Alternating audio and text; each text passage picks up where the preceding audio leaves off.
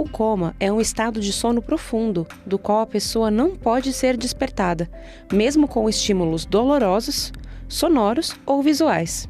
Ele pode ocorrer de forma induzida, pelo uso de sedativos ou em decorrência de uma lesão ou trauma. Este estado pode permanecer por horas, dias, semanas, chegando até ser irreversível. Acredita-se que o cérebro em estado de coma não tem atividade no córtex cerebral, que é a parte relacionada à consciência. O paciente também não sonha. Em um estado normal, enquanto dormimos, nosso cérebro tem atividade cerebral. Ele continua funcionando normalmente durante o sono, mas não é o que acontece durante o coma. O paciente fica completamente desconexo do que ocorre ao seu redor. Para saber mais sobre o assunto, acompanhe nosso papo agora, aqui no Bendita Hora.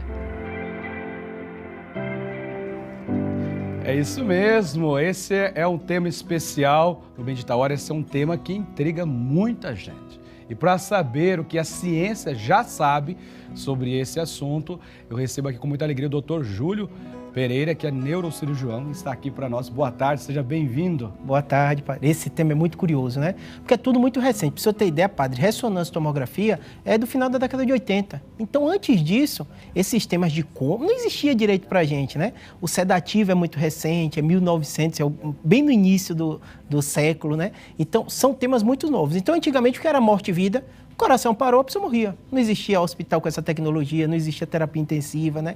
E hoje em dia as pessoas têm muita dúvida do coma por isso, né? Porque de repente você pode ter um familiar seu que está ali, mas com o nível de consciência, a definição de como é isso é bem reduzida, ele não fala com você, não interage, e as pessoas ficam muito com dúvida, está vivo, não está? O que de fato é o coma? Pode dizer que tem casos, mas o padre está falando de estado de coma, o que é o coma mesmo? Assim, o que é a ciência, de que os médicos dizem, olha, está em estado de coma, o que aconteceu? Coma é a redução do nível de consciência. Então a grande confusão que as pessoas fazem com a causa do coma.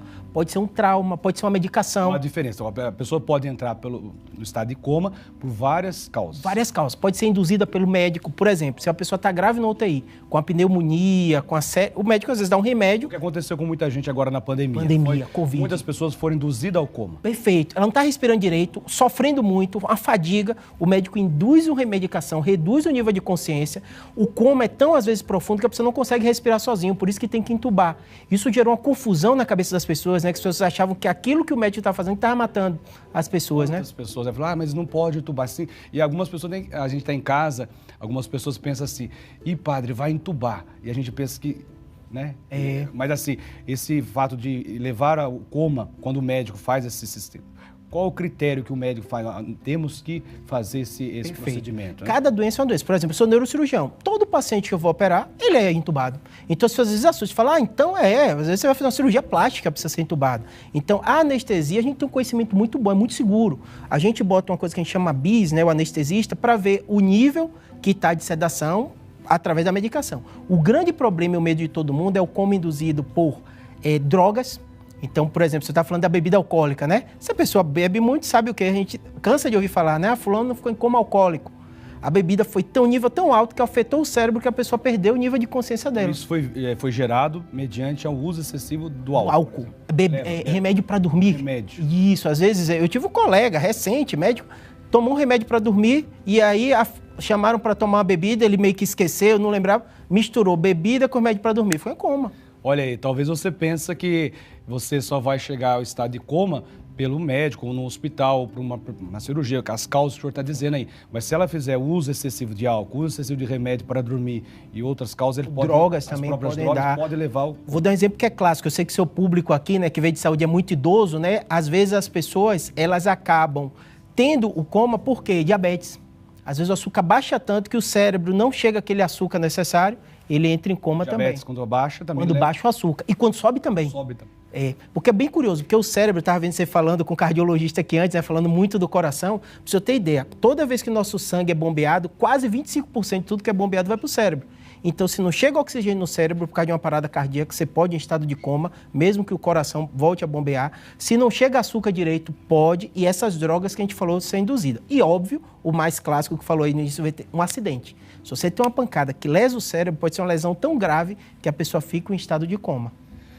Olha, nós estamos conhecendo alguns estados de coma, né, pelo drogas, essas questões todas, mas nós vamos conhecer também como que está o caso, no caso quando o paciente está no hospital, a gente sabe a família, tiram muitas dúvidas, muitos mitos também acontecem e acaba surgindo nesse estado. Se a pessoa escuta, não escuta, e será que a música ela pode afetar uma pessoa em coma, né? Nós temos aí um VT que vai nos ajudar a ver essa questão. Em seguida, nós vamos ouvir alguns comentários também do doutor e também a sua participação, que é muito importante. Mas antes ainda de chamar o VT, o pessoal de casa tem que ver que o padre falou assim, da outra vez o Natanzinho falou, padre, o senhor não deu café para o convidado, ó, eu vou dar um cafezinho, quando roda o VT, nós vamos tomar um cafezinho, você toma o seu cafezinho aí, tá bom? Então ele vai tomar um cafezinho aqui. Eu falei assim, não sei se eu vou fazer igual o padre Marcos, jogar café no povo aqui, né? O padre Juarez, você quer um cafezinho com açúcar ou sem açúcar? Eu tenho que aprender, viu, gente? Aqui eu não sabia nem como dar café pro povo, não sabia nem fazer, como diz o caipira lá de Guaratinguetá, fazendo um programa assim ao vivo. Então, vocês imaginam, só o pessoal da produção para colocar um caipira aqui nessa hora, viu? Então, vocês tenham paciência comigo, porque eu vou dar devagarzinho, eu vou entregando cafezinho, aguinha pro convidado. Então, vamos rodar o VT quando nós tomamos um café aqui, viu?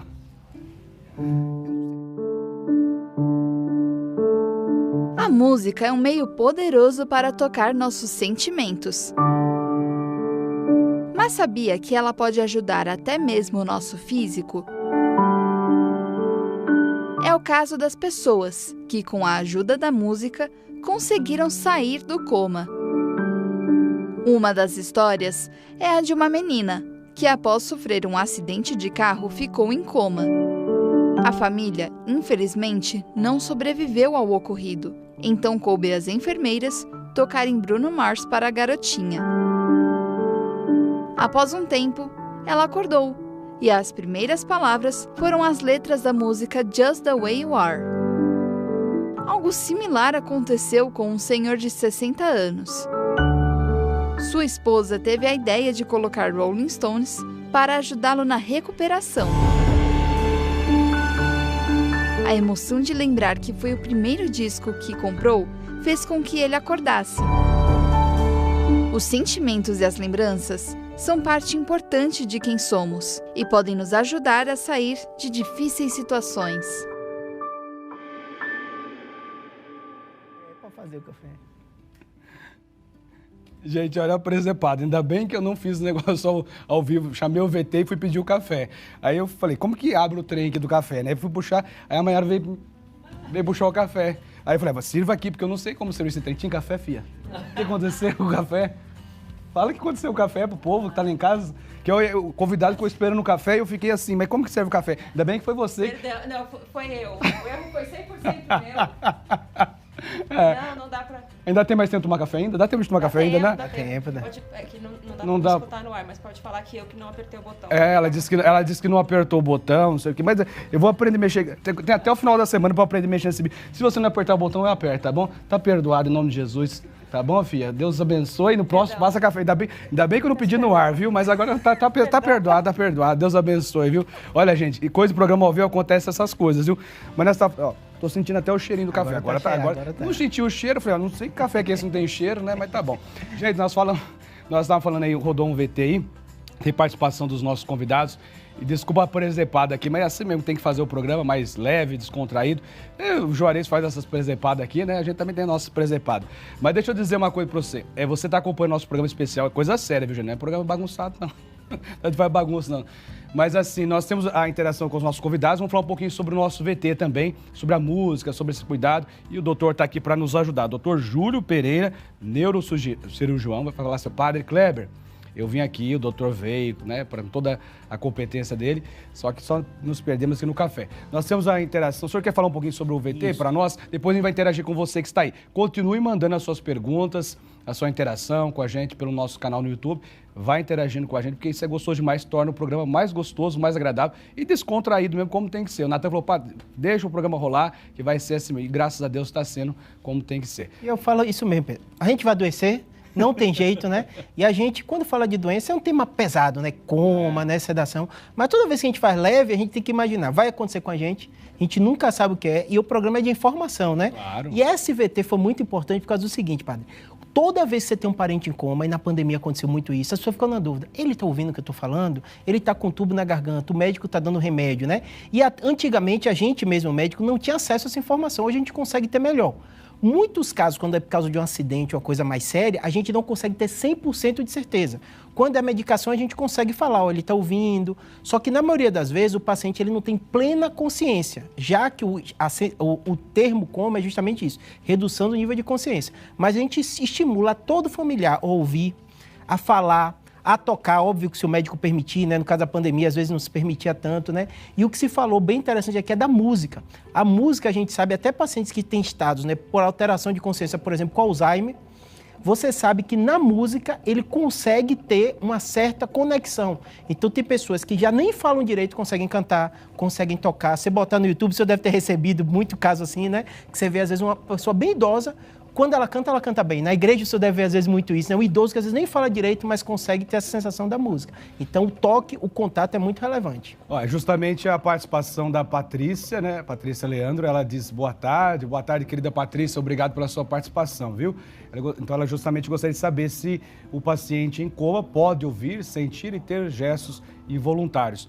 De fato, aquilo que a Patrícia está falando, nós como padres, né, nós vamos visitar, nós somos chamados, claro, sobretudo nesses estados, para fazer, ministrar o sacramento da unção dos enfermos. Perfeito. E é justamente essa realidade. A gente chega até os pacientes, grande parte às vezes está em coma, sim, né? E a gente faz a oração. Olha, eu sou o Padre Kleber, eu estou aqui, eu falo, né? Eu faz em voz alta, então ela verbaliza ali para a pessoa, diz, olha, eu sou o Padre Kleber, vim aqui orar para você, né? Estou pedindo a Deus a graça da saúde, recupera a saúde, e começo a ministrar em voz alta essa oração para o paciente, né? Então, assim, a gente crê, né, através da ciência, que nesse momento ele também está escutando, que ele está realizando, talvez muitos casos, que ele está vivendo esse momento oracional, né? Perfeito. Eu costumo dizer o seguinte, tem graus de coma.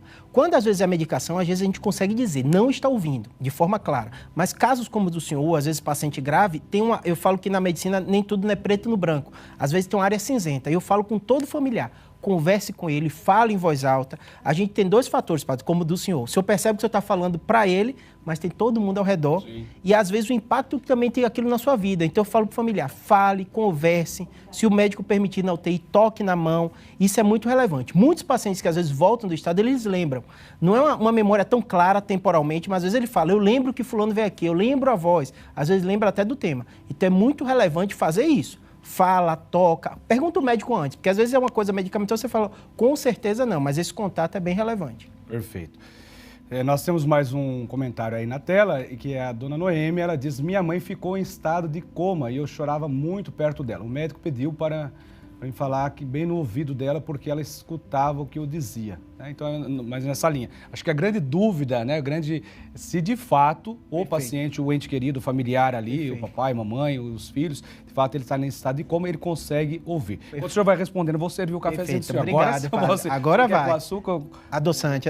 Vamos então servir. Acontece o seguinte, Noêmia, você tem que pensar o seguinte, conversa com o médico para ver qual o motivo. Às vezes o paciente tem esses graus de coma. Então, quando você fala coma, para a gente médico tem que saber que nível está. Então, por exemplo, se o médico manda falar, é porque ele sabe que há uma possibilidade sim. Como eu falei, não é sempre preto no branco. A maioria dos meus pacientes que são trauma, tem muito paciente que às vezes a pessoa usa o termo coma, mas às vezes está em estado que a gente chama, é um nome meio feio, mas é o termo que a medicina fala, estado vegetativo, que é aquela pessoa que respira, às vezes acorda, dorme, mas ela não consegue falar com você e não consegue te responder de forma pronta. Então é muito relevante você seguir o que o médico falou. Se ele mandou você falar, se mandou você evitar chorar, é muito comum eu ter pacientes em casos graves que falam, eu lembro do que estava acontecendo, eu vi fulano visitar. Então isso é bem relevante. Olha, o primeiro café solene servindo aqui para o senhor. Muito obrigado. Café soleníssimo. A vez muito está obrigado. bom, o senhor mais adoçante, posso colocar aqui, aqui para o senhor servir à vontade. Obrigado. Gente, nós estamos no programa ao vivo, é isso mesmo, né? Servindo um café. Até que, enfim, os telespectadores estavam esperando já desde segundo se ia ter café, não ia ter café para o convidado. E saiu o bendito café. Natan, saiu o café, pode tocar a trombeta aí, se tem trombeta, você tem... O pessoal da sonoplastia pode colocar o sino, pode com a trombeta, porque demorou, mas saiu o bendito café. Nós temos também a pergunta aí do... Tô ouvindo. Cadê? Pode subir, sobe o som aí bem alto. É mais do que começar o programa, é servir o café. Pronto, muito obrigado. Tá bom, tá Aprendi. bom. Tá bom o café? Tá bom, tá eu fiz aqui, ficar puxadinho. Se você quiser o seu café, prepara aí também que nós estamos aqui. É isso aí, gente. Demorou, mas saiu o cafezinho. Nós temos um VT também com a pergunta do telespectador, enquanto o nosso convidado, doutor Júlio, prepara aí, tá molhando as palavras do cafezinho, você vai acompanhar essa pergunta dos nossos telespectadores.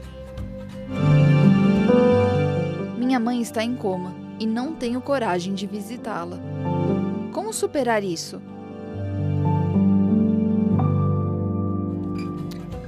Olha, então essa pergunta vamos tentar, juntamente com o doutor, responder essa pergunta para você. Não ter coragem de ir visitar, né? Acho que essa era a pergunta, né?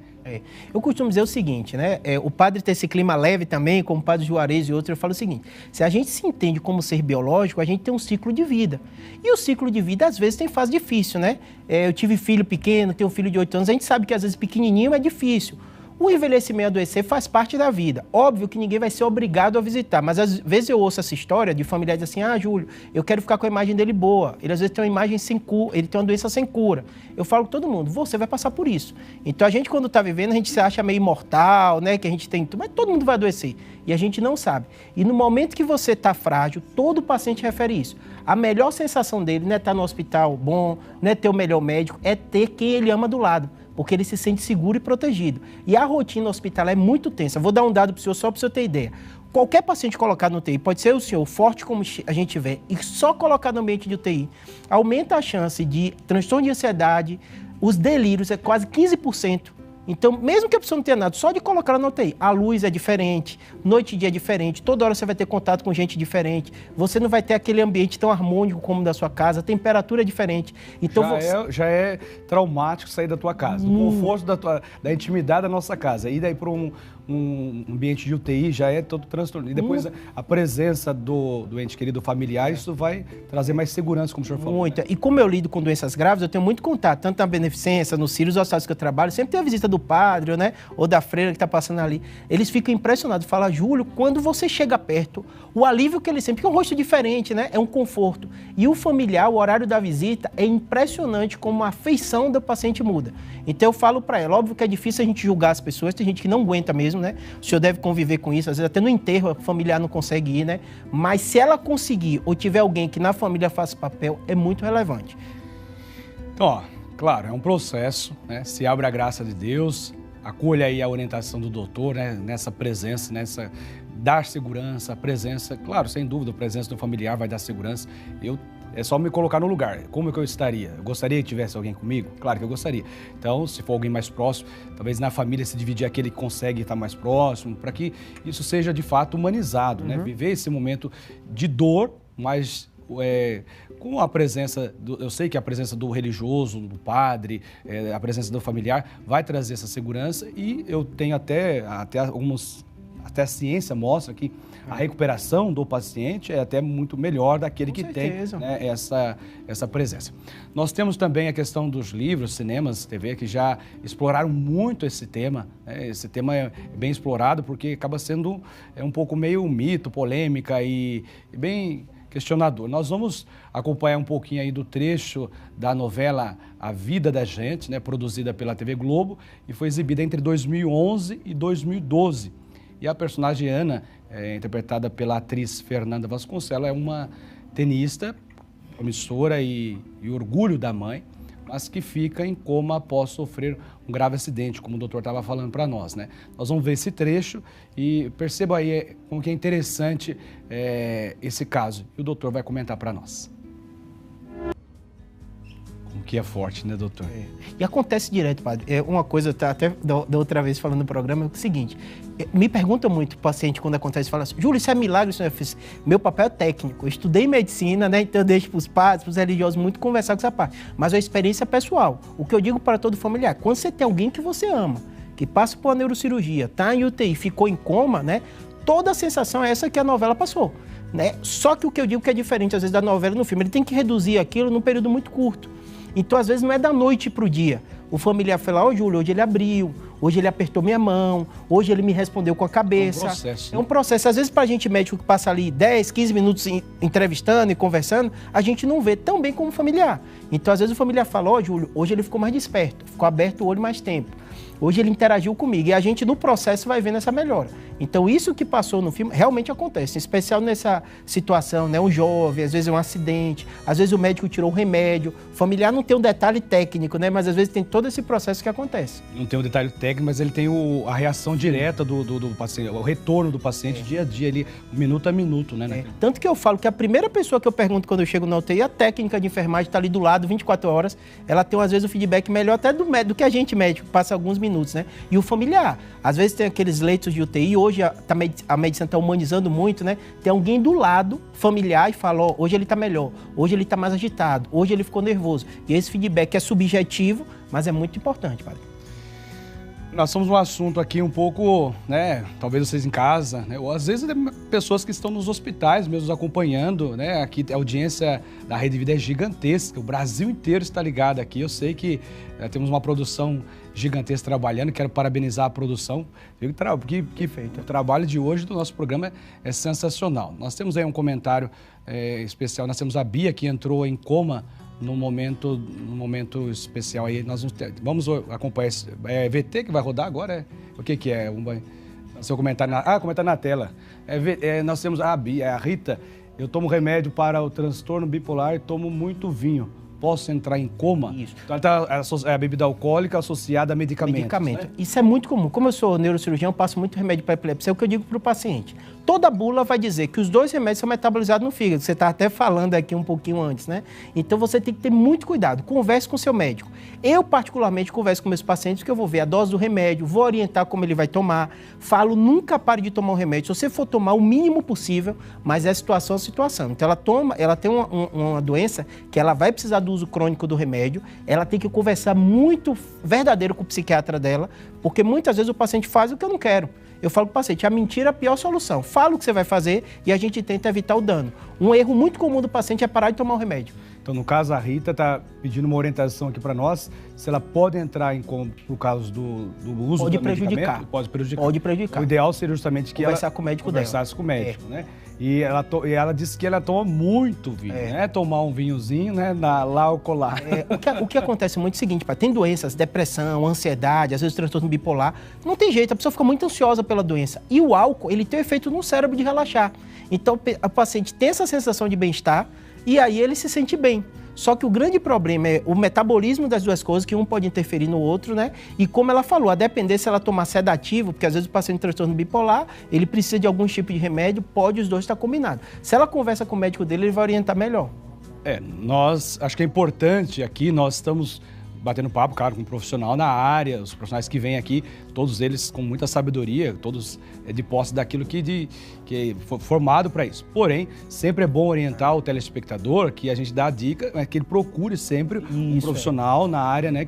Porque assim, a gente pode falar que, olha, pode acontecer o uso do medicamento mais o uso do álcool, acontecer isso. E agora, quem vai orientar a medicação, o tipo, né? E sabe o que eu percebo muito? O senhor deve perceber como padre também. Às vezes a pessoa fica procurando até alguém falar o que ela quer ouvir.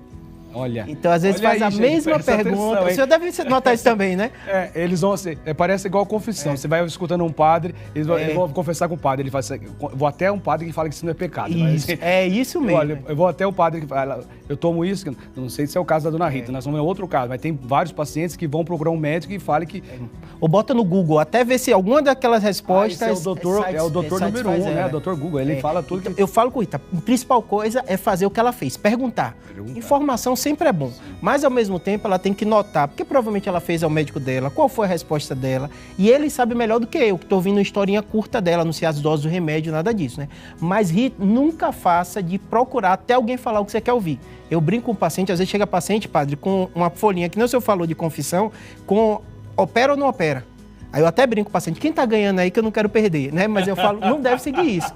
A ciência, ela tem uma lógica. Se alguém falou para ela não beber, às vezes sabe o remédio que ela está tomando. Então, muito cuidado com essas perguntas, às vezes simples, mas que esconde por trás, às vezes, uma vontade que a pessoa quer fazer. Olha que importante, o nosso programa trazer informação com qualidade, trazer com essa leveza, para que você possa, né, se despertar, talvez essa realidade que você está vivendo. O doutor trouxe aqui alguma coisa que desperta em você uma realidade importante para você cuidar, né, para você sair, trazer informação com qualidade, assuntos, né, que nós estamos vivendo. E hoje, muito forte, tanto no primeiro bloco como no segundo, a questão da saúde. Então, hoje é para você que está em casa, cuidar da sua saúde, porque nosso corpo é templo do Espírito Santo. E quando nós cuidamos da nossa saúde, nós estamos cuidando daquilo que Deus nos deu, né? Então é importante perceber isso que o doutor está fazendo. E a informação sempre é importante, procurar buscar informações, né? E aqui nós estamos com pessoas capacitadas para isso, né? Nós também temos a Bia, que entrou em coma no momento do nascimento de sua filha. Mas depois de 20 anos, ela acorda e precisa reaprender a enxergar. Olha, caso interessante, né? Precisa reaprender a enxergar, a falar, a andar, a se relacionar com a sua família. Essa é a premissa do filme brasileiro Ela e Eu. Nós vamos ver um pedacinho aí, a dica desse filme para hoje. Acompanhe na tela. Ontem mesmo eu sonhei que eu era uma gaivota vermelha. Linda. Aí eu voava, pescava. É muito bom, né? Sonhar que tá voando. Ela tá bem?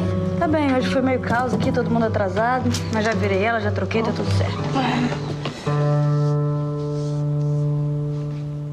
Bia? E aí, como é que ela tá? Tá ótima, inacreditavelmente bem. O que aconteceu? Por que ela acordou? A gente tá achando que foi meio que um milagre. Sou a Sandra, que cuidava de você. Te conhecer. A questão toda é que a Bia, ela tá com uma compreensão ainda muito limitada da realidade. Tá, isso significa o que exatamente na prática? Bonita ela. Eu tranquei a faculdade, eu vou me dedicar à recuperação da Bia full time. Você trancou a faculdade? Por que você fez isso? Esse daqui é você. E aí aqui dentro dessa barriga sou eu, Carolina. Ela é neuro, só que ela teve que parar agora pra cuidar da mãe dela. Pra cuidar de você? Não, pra cuidar da Bia. Você que tá falando alto, cara. Fala direito comigo. Boa noite. Por que vocês estão com raiva um do outro? É porque eu tô de saco cheio dessa confusão que virou a nossa vida e a nossa casa aqui. Que? Cervejinha. Agora? Nós estamos aqui com o Dr. Júlio, né? E nós acompanhamos um trechinho aí, vai comentar um pouquinho para nós sobre esse... Uma coisa muito importante é assim, o cuidador. Eu falo com todo familiar quando eu tenho um paciente grave, cria logo o WhatsApp da família e manda, porque tem que dividir energia. Dá muito trabalho. Um paciente comatoso, você vê que ele está com o banho, tudo isso dá muito trabalho. O senhor criar o WhatsApp para dividir as informações. Dividir as informações. As tarefas também. Todo mundo tem família e sabe que tem um que quer assumir todo, né? E normalmente esse é o que mais se estressa e às vezes entra numa depressão, numa ansiedade porque não dá conta. Então tem que dividir as tarefas, saber disso que, como passou no filme, é trabalhoso, né? Não é fácil adoecer. Há uma grande chance de eu ou quem está assistindo aí passar por um momento desse numa UTI, ter um risco de ter um coma. Hoje a maioria das pessoas morrem nos hospitais e às vezes por internação prolongada. Então a gente mesmo, o médico, está discutindo cuidado paliativo, né? Ter essa questão do cuidado, mas o mais relevante, padre, que a ciência está evoluindo muito bem, é esse cuidado afetivo. Você que está assistindo aí, se está passando por um familiar com cuidado desse, saiba que não é fácil. A grande chance da gente passar, não tem muitas verdades, mas o mais importante é esse, é o amor, o cuidado e deixar na mão dos médicos a grande parte, que é a parte científica. Nossa, como que é gostoso ver o senhor falando assim desse cuidado. Porque, como o senhor falou, a ciência é a ciência, né? Porém, a questão da humanização eu acho que é importante, né? Às vezes a pessoa fica muito preso a isso. E o senhor trouxe de uma forma tão clara para nós essa presença, né? Até o cuidado, dividir as funções, dividir, né, as informações e trazer com muito cuidado humano, né? Acho que essa questão humana. E muitas pessoas nos acompanham e eu quero agradecer mesmo ao senhor, foi muito gentil conosco, né? Obrigado, padre. Ter aceitado o convite da produção de estar aqui conosco, nosso Bendita Hora, um programa que traz informação de qualidade e o senhor esteve conosco. Então, que o senhor seja sempre abençoado. Obrigado. Com toda a sabedoria do alto, né? E o pessoal pode seguir o arroba, o Instagram do senhor está aparecendo aí na tela, né? Isso, Neurocirurgia BR. Neurocirurgia BR, e também tem o canal no YouTube Neurocirurgia BR também. Os dois, tudo está aí aparecendo na telinha para o pessoal seguir. Perfeito. Pode tirar outras dúvidas. Muito obrigado, viu? Obrigado, padre. É o que eu falo, né? Muita gente fala assim, eu não quero dar trabalho. Todo mundo vai dar trabalho. Por isso que é muito relevante a gente saber o que vai acontecer e ter essa informação. Um abraço. Muito bem, a gente encerra o programa com o clipe do Gonzaguinha. Obrigado a todos que ficaram com a gente, é maravilhoso. Deus abençoe você, Deus abençoe a sua família.